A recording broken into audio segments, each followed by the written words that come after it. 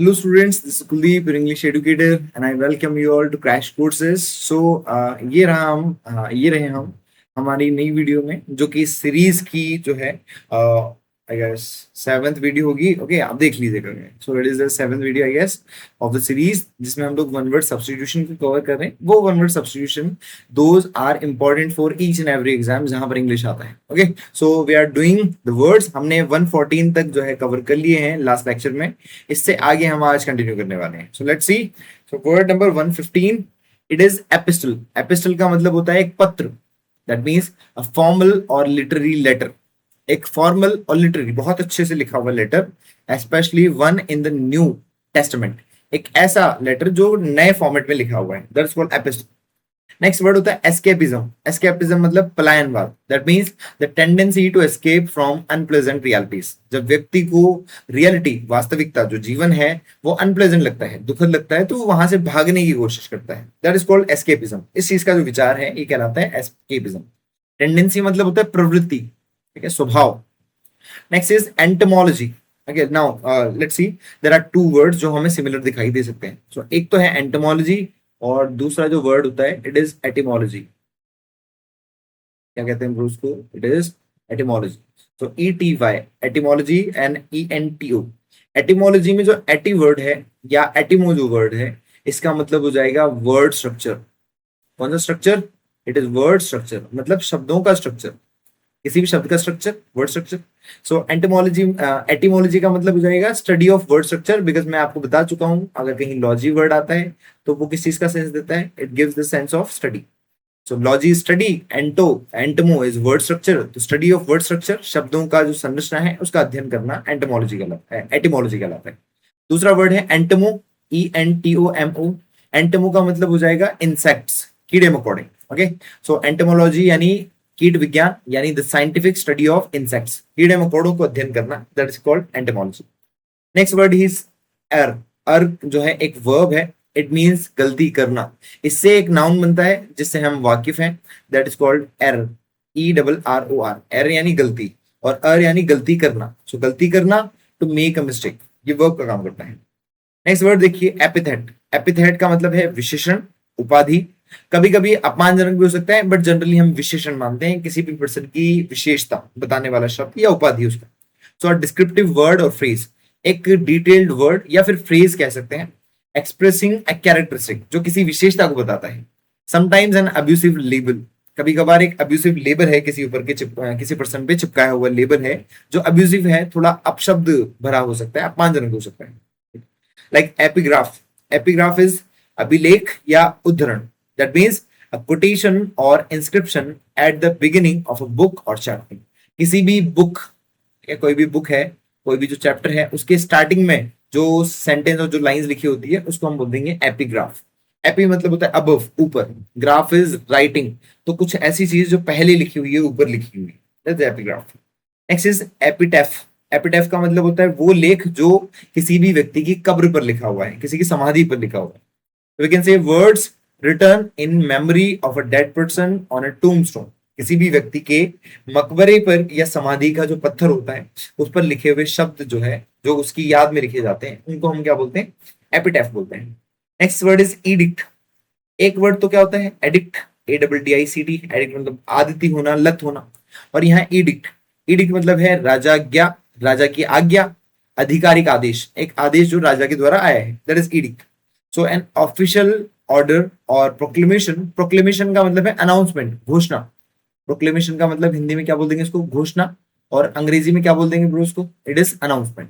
So we can say an official order, एक official order, proclamation, घोषणा, issued by an authority, जो किसी authority के द्वारा इशू की गई है, उसको बोलते हैं एडिक्ट. तो राजा के द्वारा या फिर किसी अथॉरिटी के द्वारा इशू किया गया कोई भी order, we can say. Next word is egoist. यहाँ पर जो ईगो वर्ड है इसका मतलब होता है वन सेल्फ, स्वयं. और ईगोइस्ट यानी एक ऐसा पर्सन जो खुद के बारे में सोचता है, यानी स्वार्थी व्यक्ति और अहमवादी पर्सन. अहम मतलब मैं. So a self centred person who thinks mainly about themselves. एक ऐसा पर्सन जो सेल्फ सेंटर्ड है, जो किसी और के बारे में नहीं सोचता है, वो सिर्फ खुद के बारे में सोचता है और हमेशा खुद की ही जो है वो खुद के ही अराउंड चीजें करता है. That is egoist. We can say स्वार्थी व्यक्ति, सेल्फिश व्यक्ति. Next word is epilogue. Okay, epilogue मतलब उपसंहार.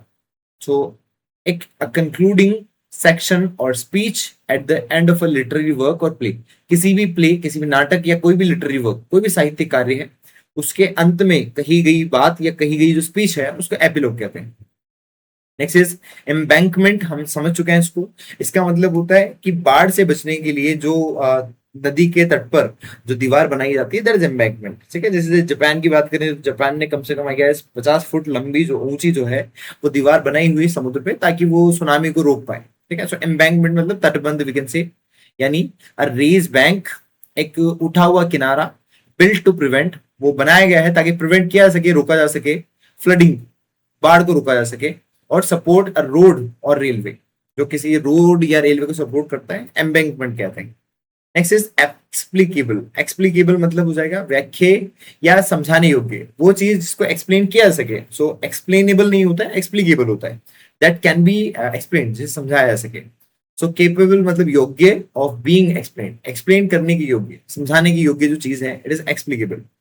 नेक्स्ट वर्ड है इरेडिकेट. इरेडिकेट मतलब होता है उन्मूलन करना. दैट मीन्स टू डिस्ट्रॉय, खत्म करना, और रिमूव कंप्लीटली, या किसी चीज को कंप्लीटली रिमूव कर देना, हटा देना कहीं से. दैट इज इरेडिकेट, उन्मूलन करना. नेक्स्ट है एपिक्यूरियन. एपिक्यूरियन मतलब हो जाएगा स्वाद प्रिय, भोगवादी. एक ऐसा व्यक्ति जिसको हमेशा टेस्ट चाहिए होता है, खाना चाहिए होता है, स्वाद चाहिए होता है. It is called Epicurean.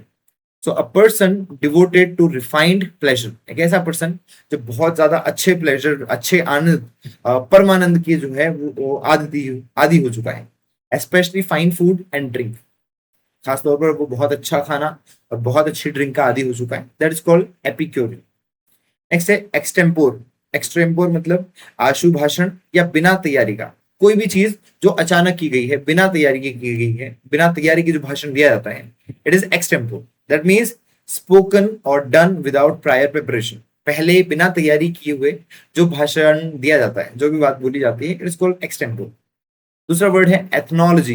Ethnology मतलब नृजाति विज्ञान. That means the study of different human races and cultures. ठीक है, एक वर्ड होता है एथनिसिटी. एथनिसिटी, इसको प्रॉपरली लिखता हूं मैं, it is ethnicity, NICITY. Ethnicity मतलब हो जाएगा रेस या कल्चर. ठीक है, नस्ल या उसका संस्कृति. तो एथनी, एथनोलॉजी, इसका मतलब ethnology, it means logy study. तो study of different human races, मानव नस्ल, मानव प्रजाति, और जो अलग अलग कल्चर्स हैं उनको स्टडी करना है, इट्स कॉल्ड एथनोलॉजी. दूसरा वर्ड होता है इकोलॉजी. इको मतलब पर्यावरण, ठीक है, और लॉजी स्टडी. सो पारिस्थितिकी या फिर चारों जो भी चीजें हैं हमारे, नदियां, पहाड़, झरने, इन सब की स्टडी. सो पारिस्थितिकी कहते हैं इसको. या फिर the scientific study of organisms and their environment. ठीक है, हमारे चारों तरफ जो ऑर्गेनिजम्स हैं, जो जीव जंतु हैं, जो जीवित प्राणी जगत है, उनका स्टडी करना, उनके एनवायरनमेंट का स्टडी करना, कि वो किस तरह के एनवायरनमेंट में रहते हैं और किस किस एनवायरनमेंट में सर्वाइव कर पाते हैं. नेक्स्ट इज एक्सप्लोर करना, अन्वेषण करना. दैट मीन्स टू ट्रैवल और examine in order to discover और लर्न, किसी चीज को सीखने और एग्जामिन करने, यानी डिस्कवर करने के लिए एग्जामिन करना, परीक्षण करना या ट्रैवल करना. तो कहीं पर भी जाना, किसी भी चीज का परीक्षण करना, ताकि आप कुछ खोज कर सके या फिर कुछ सीख सके. Next word is extricate. Extricate मतलब हो जाएगा छुड़ाना या मुक्त करना. So to free someone or something from difficulty or entanglement. Entanglement मतलब उलझन, तो किसी व्यक्ति को उलझन से मुक्त कराना या फिर किसी भी डिफिकल्टी से मुक्त कराना. ठीक है, that is called extricate. So these are the words जो हमें आज के लेक्चर में करने थे. बाकी जो वर्ड्स हैं हम लोग सीरीज में कंटिन्यू करेंगे. So till then take care, have a nice day, see you, bye.